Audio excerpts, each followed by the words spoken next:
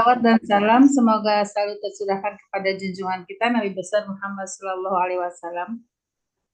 Pada kesempatan kali ini saya akan membahas sedikit tentang Bu dosen. Sebelumnya saya mengucapkan terima kasih atas kesempatannya yang diberikan kepada saya.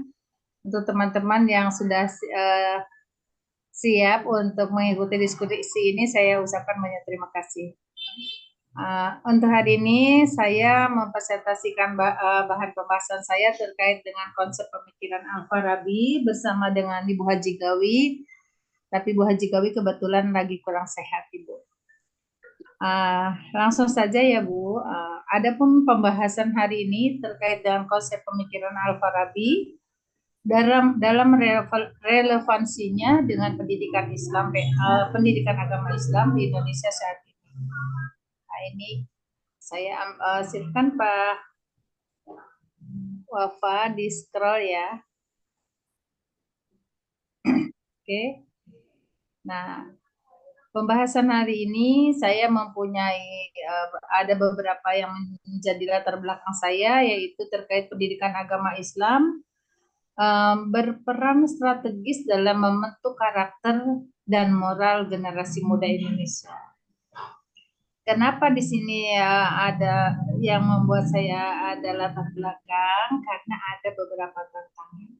Tantangannya yaitu terkait dengan globalisasi dan teknologi. Globalisasinya membawa perubahan nilai dari budaya yang dapat mempengaruhi nilai-nilai Islamnya itu sendiri. Kemudian kalau teknologinya, informasi mempengaruhi pada pikiran dan perilaku siswa itu sendiri. Kemudian ada beberapa kebutuhan yang mempengaruhi pembaruannya, yaitu dari Al-Farabi, diantaranya adalah diperlukannya pendekatan baru dalam pendidikan agama Islam yang relevan dengan konteks saat ini. Selain itu juga memiliki pemikiran Al-Farabi menawarkan konsep yang dapat diadopsi dalam pendidikan agama Islam yang modern yang sekarang ini yang memang perlu inovasi-inovasi baru. Tujuannya yaitu mengidentifikasikan konsep pemikiran Al-Farabi dalam pendidikan, bahasa saya, kemudian menganalisa yang relevan pada pendidikan agama Islam saat ini. Metodenya yaitu pendekatan melalui kualitatif, melalui studi pustaka dan analisisnya literatur primer dan sekunder terkait nanti untuk membahasnya saya ini. Biografi kita buka dulu terkait dengan biografi Al-Farabi. Sedikit tentang Al-Farabi. Oke, kita tahu Al-Farabi adalah nama aslinya itu adalah Abu Nasir Muhammad Ibnu Muhammad bin Al-Farabi. Lahirnya 870 Masehi, kemudian wafatnya di Damaskus. Kontribusinya filosofi Muslim terkemuka, dijuluki sebagai guru kedua setelah Aristoteles. Karyanya dalam filsafat logika dan musik dan pendidikan itu adalah beliau sebagai sisi dari Al-Farabi. Konsepnya yang tadi di atas saya utarakan yaitu tentang integrasi akal dan wahyu. Nah, nanti bagaimana nih integrasi akal dan wahyunya Al-Farabi? Nanti akan saya jelaskan di bawah. Kemudian Al-Madaniyah Al-Fadilah atau kota utama dan etikanya moralitas dalam pendidikan. Nah, saya mau akan buka satu-satu nih tentang integrasi akal dan wahyunya, yaitu Al-Farabi. Dia memiliki pemikiran akal dan wahyu. Kalau dia, akal dan wahyu adalah sumber pengetahuan yang saling melengkapi. Yang kita tahu, akal itu ya dengan wahyu. Yang kita tahu dari akal itu ada pikiran manusia itu sendiri. Wahyu apa yang diberikan oleh Allah kepada kita. Hanya kepada orang-orang yang terpercayalah yang diberikan wahyu. Kemudian menurut beliau ada pentingnya rasio dalam memahami ajaran agama. Ada dalil Al-Quran yang beliau pakai yang sebagai argumennya beliau adalah benar-benar mendahulukan akal.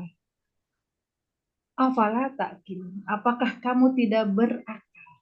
Jadi beliau itu sangat mengagumkan akal pikiran untuk kita merubah keadaan dari hal yang tabu ke hal yang lebih modern. Kemudian kita lihat di masyarakat idealnya dia punya argumen bahwa dipimpin oleh pemimpin yang bijaksana dalam berpengetahuan.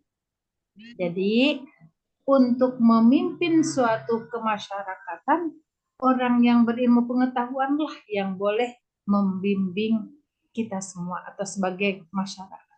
Kemudian landasannya adalah keadilan, kebijakan, dan kebahagiaan kolektif. Kolektif itu bersama, kebahagiaan bersama. Melalui apa? Melalui landasan berkeadilan. Kita bahas satu ke bawahnya terkait dengan etika dan moralitas dalam pendidikan. Coba Pak Kahfi tolong di-scroll dulu. Di Al-Farabi itu sendiri dia mementingkan yang nama pentingnya akhlak. Dengan berdasarkan kepada hadis Nabi. Hadisnya Nabinya itu, sesungguhnya aku diutus menyempurnakan akhlak. Nah, itulah yang dia agung-agungkan di dalam hadisnya yang bahwa Rasul diutus untuk menyempurnakan akhlak. Melalui apa? Melalui pendidikan yang harus membentuk karakter dan moral yang luhur. Karena kalau sudah berpendidikan, moral pun akan terbentuk dengan sendirinya. Disitulah perlunya akal dan pikiran diagung-agungkan sebagai hal yang sangat penting untuk menjadikan orang lebih bermoral dan berkarakter. Kita lihat relevansi dengan pendidikan agama Islam di Indonesia saat ini ya, sedikit saya ungkap. Nah, di antaranya adalah integrasi ilmu pengetahuan, menggabungkan ilmu agama dengan ilmu umum dalam kurikulum. Nah, sekarang ini ilmu agama dengan ilmu umum dalam suatu kurikulum digabungkan sehingga tidak ada yang namanya kesenjangan, tetap sekalipun ilmu agama tetap alur-alurnya mengikuti ilmu umum atau sebaliknya. Kemudian pendekatan karakternya berfokus pada pengembangan etika dan moral siswa. Jadi sikap dan perilaku itulah yang Al-Farabi tanamkan sehingga sekarang ada di Indonesia relevan banget dengan pendidikan yang ada. Kemudian metode yang relevannya adalah mendorong pemikiran kritis dan reflektif. Berpikir kritis itu selalu memikirkan hal yang terbaik, hal yang seharusnya dia arahkan dengan pengembangan lah kasarnya. Berpikir kritis itu dengan melalui pengembangannya. Jadi ketika Al-Farabi memberikan solusi seperti itu, kalau diaplikasikan dalam arti kita sekarang ini, kita menyampaikan tapi dalam arti luasnya gitu, di arti luasnya dengan pengembangan berpikir kritis. Kemudian implementasi dalam kurikulumnya, yang kurikulum sekarang ini PA ini, kurikulumnya integratif. Nah, melalui apa? Melalui pembelajaran yang menghubungkan ilmu agama dan sains. Nah, jadi ketika kita mengajarkan contoh, ini di antara pembelajaran memang udah dari dulunya juga sama sih sebenarnya. Ya kebetulan memang ini dari Al-Farabi mengajarkan kepada kita contoh dari Al-Qur'annya, dari ayat Al-Qur'annya anadzafatu minal iman, misalkan kebersihan sebagian daripada iman. Nah, kemudian di sainsnya itu apa? Di ilmu pengetahuannya itu apa? Contohnya jika tidak ada kebersihan, pastikan penyakit kuman bakal menular seperti itu ya. Jadi nanti adanya kolaborasi antara beberapa pelajaran. Kalau yang sekarang ini dianut di Indonesia. Jadi adanya kurikulum integratif. Kemudian yang keduanya, metode pembelajarannya selalu aktif, diskusi. Atau kalau dulu mah katanya CBSA, kalau sekarang mah diskusi, studi kasus, proyek, kolaboratif. Yang tadi sudah saya jelaskan, kolaboratif itu saya dari bawah dulu ya. Kolaboratif itu adalah gabungan dari beberapa ilmu pengetahuan yang memang relevan dengan materi tersebut, ya. Sehingga sebenarnya satu langkah tapi 2-3 pulau terlampaui. Nah, baterainya habis. Jadi satu kali misalnya pengambilan penilaian dengan kolaboratif bisa beberapa nilai dari beberapa guru untuk bisa mengambil nilainya. Kemudian proyek biasanya ya menghasilkan bagaimana caranya pembelajaran itu dengan metode proyek anak tidak jenuh. Begitu pula diskusi mencari studi kasus yang terbaik. Evaluasinya biasanya evaluasinya holistik yang Pak Al-Farabi tanamkan kepada di ilmu pendidikan saat ini di Indonesia yang kita tahu sekarang ini adalah melakukan evaluasi holistik. Apa itu evaluasi holistik? Yaitu penilaian yang mencakup aspek kognitif, afektif, dan psikomotorik. Jadi mencakup semuanya, gitu ya. Ini adalah sekelumit pembahasan dari saya terkait dengan Al-Farabi, hal-hal yang ditanamkan oleh Al-Farabi di dalam dunia pendidikan agama Islam dengan ilmu pengetahuan yang umum. Ini saja dari saya kepada teman-teman, silahkan untuk menambahkan atau yang ingin bertanya saya kembalikan kepada moderator. Silakan moderator. Alhamdulillah, terima kasih kepada pemateri yang telah menyampaikan tentang konsep pemikiran dari Al-Farabi. Dipersilakan kepada rekan-rekan dan teman-teman, Bapak atau Ibu, ingin menambahkan ataupun enggak, siap Pak Selamat. Dipersilakan. Ya, terima kasih. Tapi masih di mute ya. Abi teh kerasa di Kuningan jadi punten kami putus-putusnya. Sinyalnya hese. Iya, putus-putus. Mangga Pak, mangga. Abi di Kuningan keleresan teh. Kedengeran. Mangga Pak. Kedengeran ya? Ya, kedengeran. Saya hanya ingin diberikan penjelasan ya Bu ya, karena saya ini berasal dari background sangat mikro, yaitu dari matematika statistika ya. Jadi ketika saya kuliah di PAI, apalagi di kuliah filsafat ya, buat saya ini adalah sesuatu yang baru ya. Seperti apa ya implementasi ya metode-metode atau pemikiran-pemikiran dari Al-Farabi ini dalam menyampaikan ilmu-ilmu yang sifatnya eksakta gitu. Seperti apa kira-kira agar muatan-muatan yang bernilai etika dan akhlak itu masuk ke dalam pembelajaran. Terima kasih, itu aja. Silakan Pak Hafi mau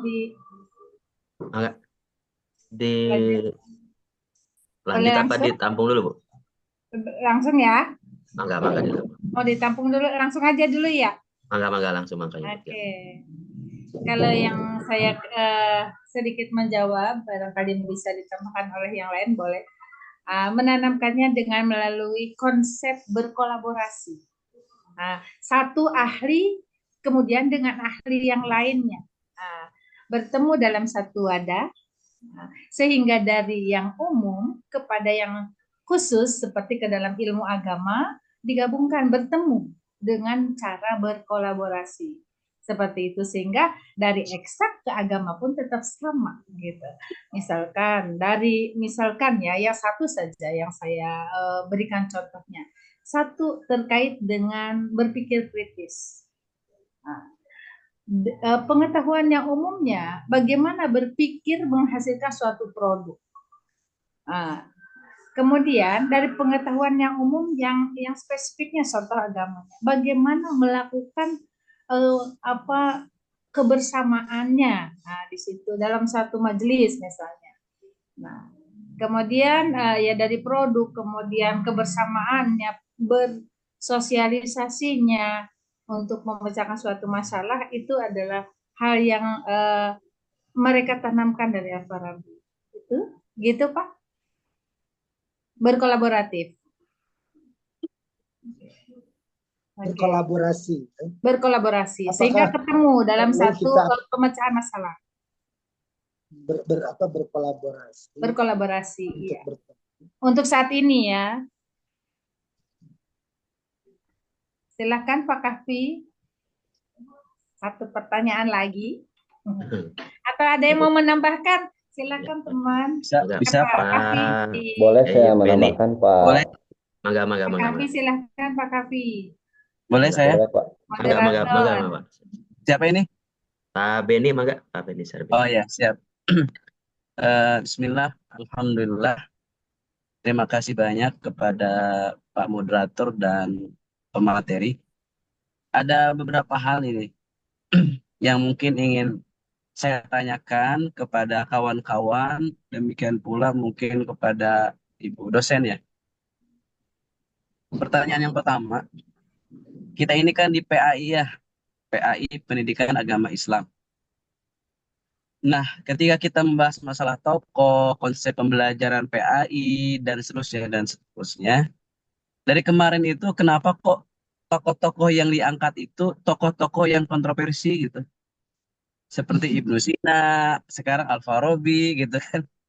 Kenapa kita tidak membahas tokoh-tokoh yang disepakati, misalnya Imam Syafi'i, Imam Ahmad, Imam Malik, Imam Bukhari, Imam Muslim gitu kan. Nah, itu pertanyaan yang sangat penting. Kita pengen tahu nih konsep Imam Syafi'i ini yang keimamannya disepakati oleh semua orang gitu. Ya, Imam Malik yang keimamannya disepakati gitu. Sementara yang kita angkat seperti Ibnu Sina yang oleh Imam Ibnu Hajar, oleh Imam Ghazali, ya kan, dan yang lainnya itu dikafirkan gitu kan. Kenapa gitu? Ini pertanyaan pertama ya. Apakah ini karena pengaruh Barat nih, ya gitu kan? Ini saya khawatirnya pengaruh Barat, pengaruh liberal ini, sehingga kita tidak paham tentang konsep PAI yang sebenarnya yang diajarkan oleh para imam, gitu kan? Ini pertama. Makanya Al-Farabi sendiri kan kontroversi sebenarnya, ya. Dia pernah mengatakan Al-Farabi di antara makulahnya sebagaimana ditulis oleh Syekhul Islam dalam kitabnya Majmu'ul Fatawa, beliau mengatakan bahwa derajat seorang filsafat lebih tinggi daripada derajat seorang nabi. Bayangkan, Al-Farabi orang yang mengatakan derajat seorang filsafat lebih tinggi daripada derajat seorang nabi. Masya Allah. Maukah kita belajar PAI atau konsep pembelajaran agama Islam kepada orang yang mengatakan demikian? Itu. Kemudian juga bahasan yang sangat penting sebenarnya, yang ini sering saya juga sampaikan kepada kawan-kawan di kelas, tentang konsep penyatuan dan pemisahan antara ilmu agama dan ilmu dunia. Sebenarnya pembahasan yang sangat bagus itu dalam kitab Ihya Ulumuddin, karya Al-Imam Abu Hamid Al-Ghazali. Ya, kalau sepertinya kita di kampus itu seperti sepakat menyatukan antara ilmu agama dengan ilmu dunia. Sementara para ulama dulu justru memisahkan. Dan itu kunci keberhasilan mereka. Ya, bisa dikaji lah dalam kitab Ihya Ulumuddin. Kemudian yang ketiga sedikit mungkin apa namanya? Dan sebenarnya poin yang kedua tadi itu jawaban bagi pertanyaan tadi tentang konsep pembelajaran ilmu dunia. Itu dibahas oleh Imam Al-Ghazali dan itu kunci suksesnya. Saya nggak tahu nih apakah saya bisa menjelaskannya di sini karena terkait dengan waktu ya. Kalau nanti mungkin ada kelapangan waktu mungkin akan saya jelaskan dan mungkin sahabat mengizinkannya saya akan jelaskan. Karena itu konsep keberhasilan mereka dalam ilmu dunia. Justru ketika dipisah gitu. Kemudian sedikit catatan saja untuk pemateri ya bahwa kalimat apa namanya an-nadhafatu minal iman itu bukan hadis ya. Itu hadis palsu. Ya itu aja mungkin. Ya demikian. Makasih banyak. Ya, mangga Pak Saiful. Saiful ini tadinya. Iya boleh Pak. Dipersilakan Pak. Oke. Nah, Oke, terima kasih ya. Bismillahirrahmanirrahim. Assalamualaikum warahmatullahi wabarakatuh. Dapat mendengarkan suara saya ya? Oke. Jelas suaranya. Oke, ya. Teruntuk terima kasih kepada Bu Doktor yang tentunya hari ini apa namanya masih bisa membersamai kita ya, tentunya dalam membimbing, mengarahkan dan sebagainya. Tentunya kita di mata kuliah filsafat gitu kan, karena di apa namanya mata judul mata kuliahnya juga filsafat gitu kan. Kalau ya ceritanya kita udah satu frekuensi, satu arah, kebersamaan dan sebagainya, saya kira tidak di mata kuliah filsafat kayak gitu. Oke, ini menarik sekali ya yang disampaikan apa namanya pemateri ya mengenai konsep pemikiran gitu kan. Konsep pemikiran tentunya di ranah filsafat ya, sahabat-sahabat sekalian gitu kan. Tentunya ketika berbicara apa namanya di ranah pemikiran ini ya itu memang ini sangat apa namanya satu hal yang dari dulu itu menjadi bahan diskusi ataupun tema diskusi ataupun pembicaraan baik itu di bidang pendidikan gitu kan sosial ekonomi dan sebagainya termasuk di ranah agama gitu kan terutama posisi akal itu apa namanya untuk menakar gitu kan apa namanya nilai-nilai ataupun ajaran agama dan sebagainya. Padahal kalau menurut saya setelah saya menelaah gitu kan ya tentunya Allah dengan melalui Rasulnya itu mempermudah gitu kan dalam ketika berbicara kita apa namanya melaksanakan secara amalia ataupun syariat agama itu sendiri. Terkadang akal manusia lah itu kan yang menjadi penyebab gitu kan ya memang ya ini keterbatasan kita selaku manusia gitu kan karena kita tidak akan mungkin gitu kan apa namanya bisa menjangkau gitu kan sesuatu yang hak yang apa namanya kebenaran yang hak gitu kan dan sebagainya karena kebenaran itu milik Allah sedangkan kita ini di dunia gitu kan dengan kita takarannya itu adalah eh, pemikiran kita gitu kan yang memang ini adalah sebuah potensi yang Allah berikan kepada kita selaku manusia yang tentunya kita mengarah kepada apa namanya kita mengenal Allah gitu kan kita apa namanya mendekatkan diri kepada Allah dan sebagainya dan kita tidak apa namanya menghiraukan ataupun membelakangkan urusan-urusan dunia karena kita masih hidup di dunia dan banyak sekali ayat-ayat ataupun ajaran-ajaran yang memang mengkonfirmasi ketika berbicara seperti apa posisi dunia di sini.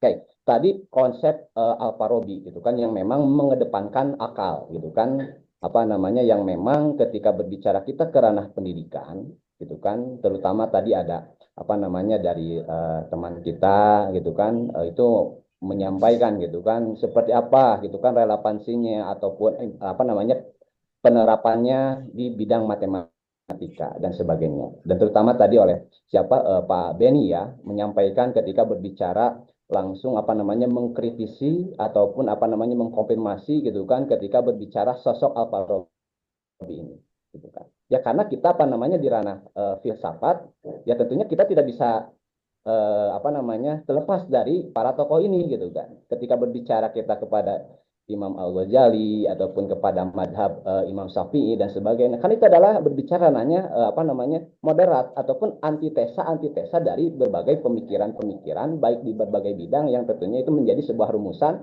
yang dipakai oleh apa namanya umat Islam hari ini gitu kan nah terus hari ini seperti apa contohnya di Indonesia gitu kan ya maka kita ambil aja gitu kan apa namanya nilai-nilai yang positifnya gitu kan seperti dengan kaidah kita ya kita ambil aja hal yang bermanfaat gitu kan dari apa yang apa namanya disampaikan oleh Al-Farabi ini gitu kan dan sebagainya yang tentunya hari ini ketika berbicara PAI di Indonesia posisinya seperti apa silahkan teman-teman coba baca dan sebagainya karena kita juga ketika berbicara regulasi terutama tadi para narasumber itu menyampaikan ketika berbicara disinkronisasikan direlevansikan dengan kurikulum PAI gitu kan maka kehadiran kita ketika berbicara PAI ini seperti apa gitu kan kayak jadi apa namanya ketika berbicara hari ini gitu kan maka nilai-nilai yang memang bisa diterapkan oleh para tokoh khususnya filsafat gitu kan filsuf-filsuf ini ya bisa diterapkan di Indonesia gitu kan kalau kita sekarang langsung menyegal dan sebagainya wah ini nih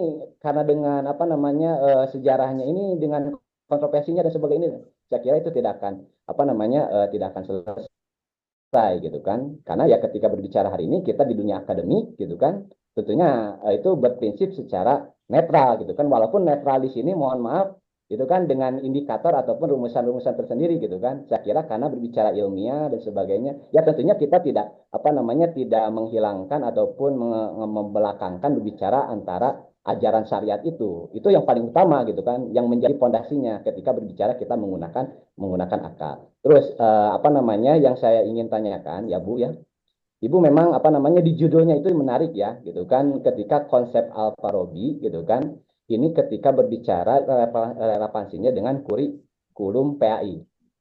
Ini kan apa namanya, Al-Farabi ini gitu kan, itu sosok yang hadir gitu kan dengan apa namanya, jauh-jauh ke sana gitu kan. Kita hari ini apa namanya bisa mencetuskan ketika berbicara relevansi PAI itu gitu kan, ada hubungannya dengan konsepan dari PAI, ya, dari Al-Farabi gitu kan secara kurikulum nih. Ah, yang saya ingin tanyakan gitu kan, dengan metode seperti apa gitu kan Ibu bisa berstatement apa namanya ataupun menyampaikan bahwasannya apa namanya PAI yang ada di kurikulum Indonesia itu, katakan satu irama gitu kan ataupun satu frekuensi dengan apa yang disampaikan oleh Al-Farabi. Itu ya untuk apa namanya untuk pertanyaan yang lebih jelas. Ya terima kasih Bapak Ibu sekian dari apa yang saya dapat sampaikan ataupun ada pertanyaan ataupun apa namanya pernyataan dan sebagainya. Terima kasih. Wassalamualaikum warahmatullahi wabarakatuh. Waalaikumsalam. Kepada-mu, Bapak. Alhamdulillah hatur nuhun kepada Pak Beni Sarbini dan Pak Ibu Nur.